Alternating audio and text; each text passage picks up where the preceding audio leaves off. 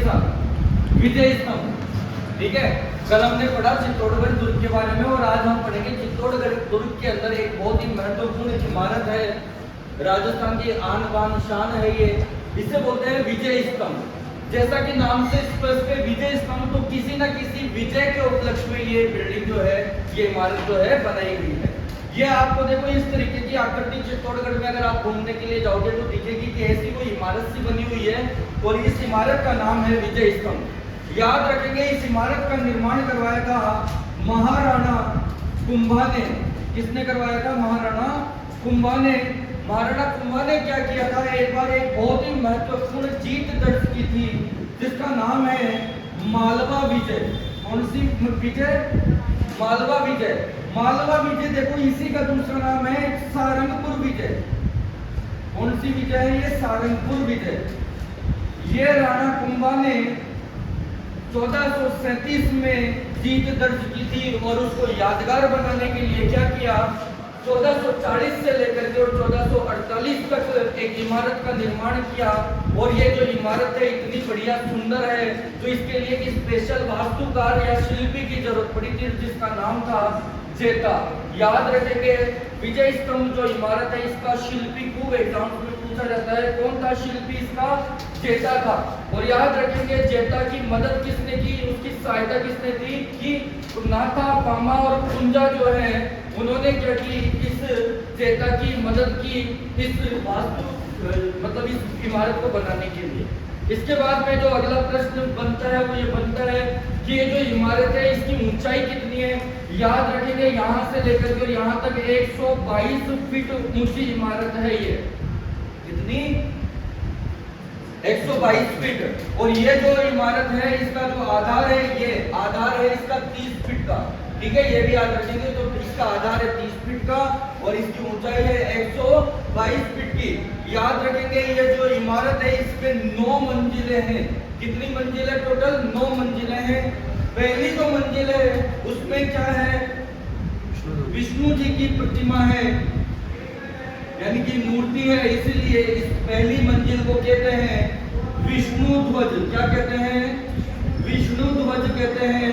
इसकी जो तीसरी मंजिल है, याद रखना इसकी तीसरी मंजिल है, उस पर 9 बार अरबी भाषा में एक शब्द लिखा हुआ है, उस शब्द का नाम है अल्लाह। अल्लाह शब्द लिखा हुआ है 9 बार अरबी भाषा में। कौन सी मंजिल पर? तीसरी मंजिल पर। इसके बाद में देखेंगे कि इसकी हर मंजिल पर कहीं ना कहीं मूर्तियां ही और मूर्तियां बनी हुई है। क्या बनी हुई है? मूर्तियां ही मूर्तियां बनी हुई है। इसलिए ध्यान रखना इतनी सारी मूर्तियां होने की वजह से विजय स्तंभ को मूर्तियों का अजायब घर कहते हैं। क्या कहते हैं? मूर्तियों का अजायब घर कहते हैं।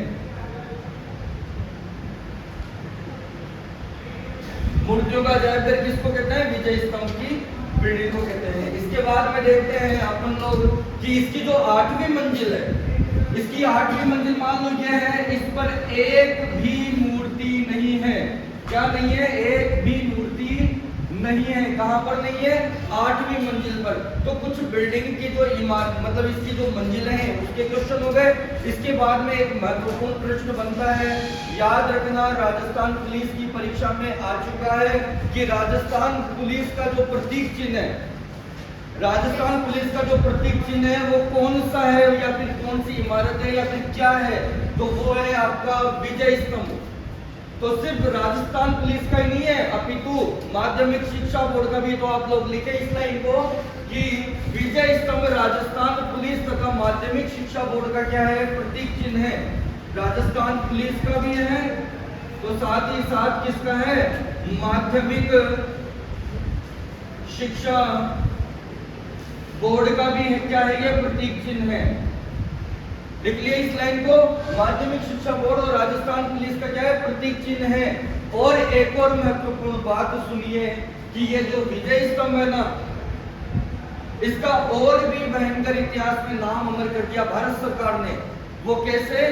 क्योंकि 15 अगस्त को, कितनी तारीख को? 15 अगस्त को 1949 में 1949 15 अगस्त 15 अगस्त 1949 में क्या किया गया? राजस्थान में पहली बार राजस्थान में पहली बार क्या किया गया, डाक टिकट जारी किया गया।